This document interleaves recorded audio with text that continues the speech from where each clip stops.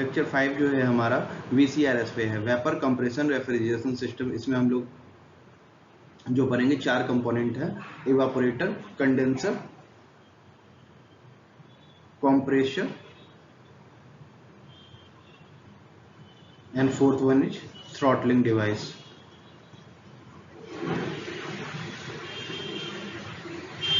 इन 4 component की मदद से हम एक मैकेनिज्म तैयार करेंगे, दैट्स कॉल्ड रेफ्रिजरेशन। ओके, और रेफ्रिजरेशन इफेक्ट को देखेंगे।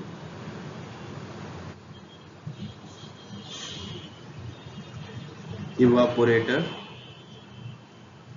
इवापोरेटर से आपका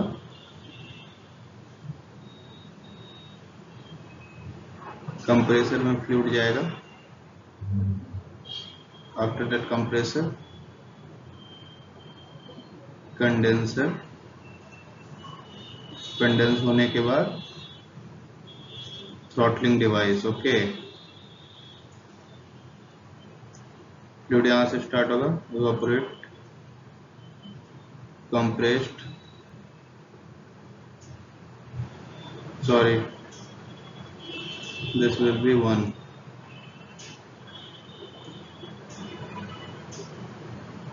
ये जो प्रोसेस है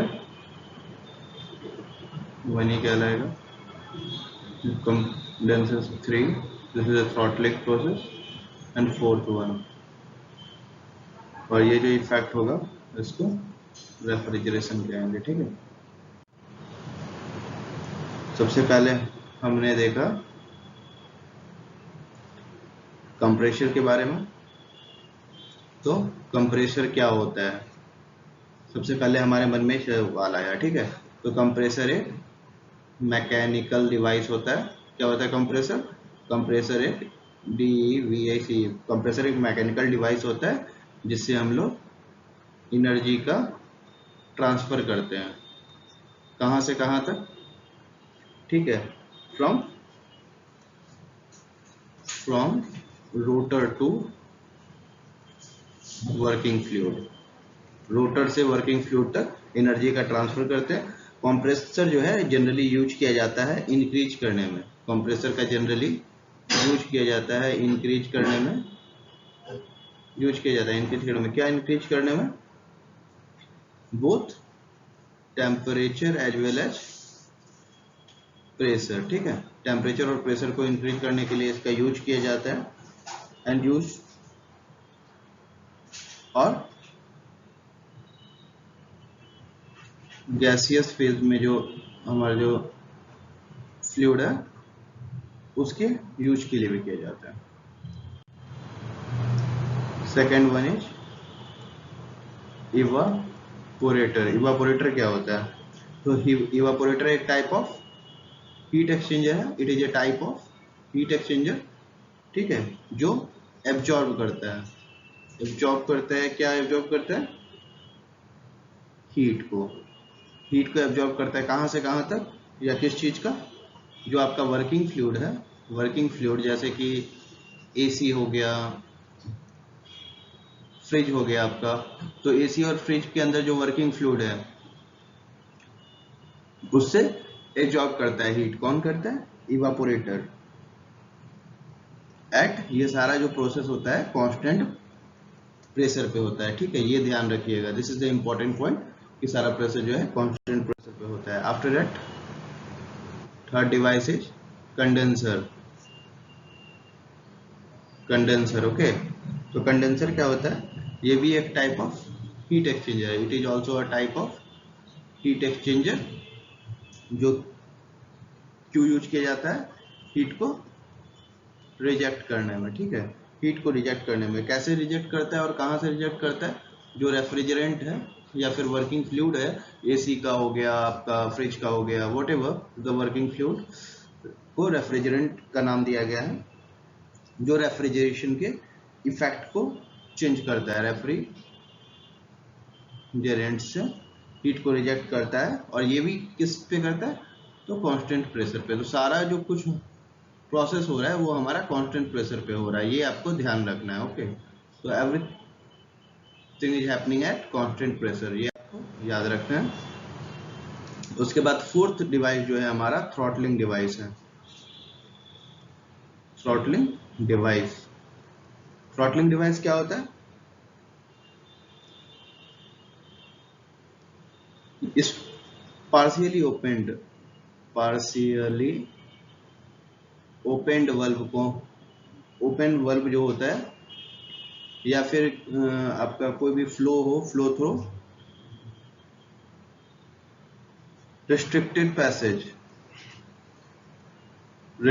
पैसेज जो होगा बच्चों, या फिर पार्शियली ओपन वल्व से जो भी फ्लो होगा उसको हम लोग थ्रॉटलिंग कहेंगे।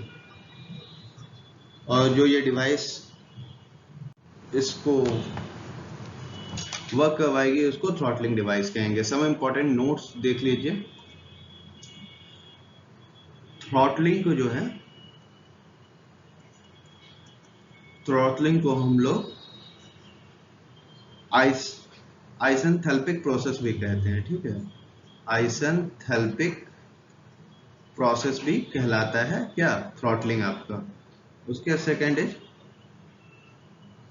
थ्रॉटलिंग जो होता है, थ्रॉटलिंग के कारण क्या होता है, हमेशा प्रेशर में डिक्रीज आता है, ठीक है। और थ्रॉटलिंग जो आपका है थर्ड वन इज, ये इरिवर्सिबल आइडियाबैटिक प्रोसेस है। ये भी बात आपको ध्यान रखना है। Throttling is irreversible adiabatic process. दूसरा प्रेशर डिक्रीज होता है। Third it is also known as isenthalpic process. उसके बाद देखते हैं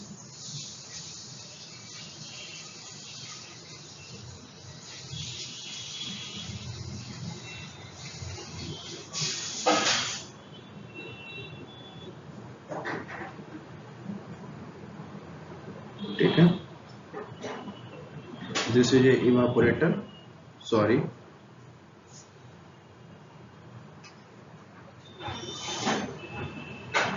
इवापोरेटर, सारा कुछ यहाँ कांस्टेंट प्रेशर पे होता है। 4 to 1 मैं बताऊंगा कि मैंने यहां से क्यों लिया। After that the compressor work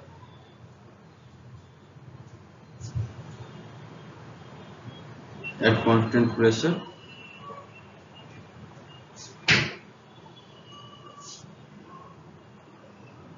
with 3 to 4 throttling device, ठीक है।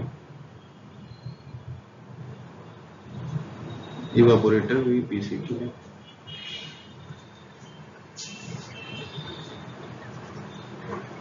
एजम्पशन क्या क्या होगा हमारा?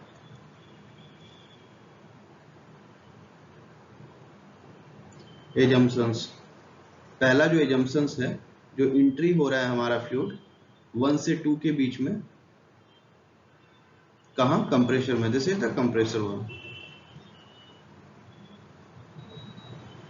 This is our TH diagram. This is the entropy S1 equal to S2, ठीक है। तो एजम्पशंस में फर्स्ट क्या होगा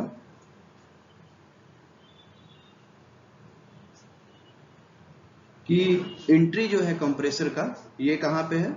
ये सैचुरेटेड वेपर लाइन है, आपने पिछले लेक्चर में देखा। और this is our saturated liquid line. तो इवापोरेटर का जो एंट्री है, एंट्री टू द कंप्रेसर और एग्जिट ऑफ इवापोरेटर, सॉरी, ये जो एग्जिट है इवापोरेटर का और ये फिर एंट्री जो है कंप्रेसर का, ये दोनों कहां पे हो रहा है? सैचुरेटेड वेपर पे हो रहा है। सैचुरेटेड वेपर पे entry of, sorry, entry in compressor और exit of evaporator. Note down कर ले आप लोग साथ साथ। सेकेंड वन जो हमारा है, थ्रॉटलिंग डिवाइस में जो एंट्री है आपकी, वो क्या? सैचुरेटेड लिक्विड लाइन पे है, ठीक है। एंट्री थ्रॉटलिंग डिवाइस की कहाँ है, या फिर एग्जिट जो है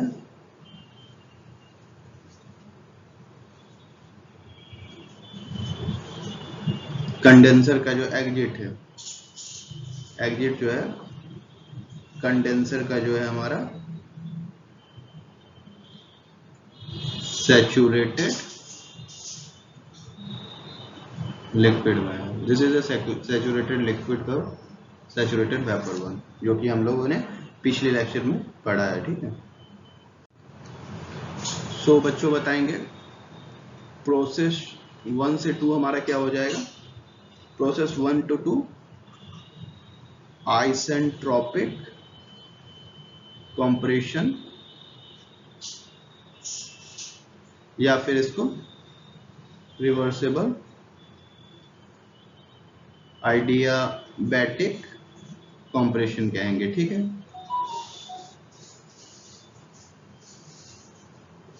प्रोसेस 2 to 3 कांस्टेंट प्रेशर पे क्या हो रहा है आपका, हीट रिजेक्शन हो रहा है। 2 to 3 कहाँ था, this is 1 to 2, 2 to 3 constant pressure पे हीट रिजेक्ट हो रहा है। प्रोसेस 3 to 4 थ्रॉटलिंग के लिए क्या था, कांस्टेंट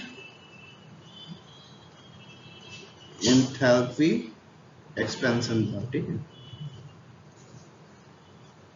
और प्रोसेस 4 to 1 क्या था, कांस्टेंट प्रेशर पे हीट एडिशन। तो कांस्टेंट प्रेशर पे हीट ऐड हो रहा है 4 to 1 थ्रॉटलिंग डिवाइस में। ठीक है, तो ये आप लोगों ने देखा प्रोसेस 1 to 2 आइसेंट्रोपिक कंप्रेशन है, 2 to 3 में कंडेंसर के पास कांस्टेंट प्रेशर पे हीट रिजेक्ट हो रहा है, 3 to 4 थ्रॉटलिंग डिवाइस है, इसलिए कांस्टेंट एंथैल्पी एक्सपेंशन है, और 4 to 1 इवापोरेटर के केस में कांस्टेंट प्रेशर हीट एडिशन है। ठीक, so what will be our COP will be desired effect upon work input, that will be H1 minus H4। Desired effect हमारा क्या है, cooling करना, और कूलिंग के लिए मेन कंसेंट क्या है, इवापोरेटर का। तो H1 minus exit of evaporator minus entry of evaporator, entry of fluid in evaporator upon H2 minus H1, this is the compressor work. तो COP जो है आपका ये हो जाएगा। तो इस वीडियो में इतना ही, नेक्स्ट वीडियो में हम लोग कुछ बेसिक क्वेश्चंस करेंगे गेट ESE के लिए। Thanks for watching.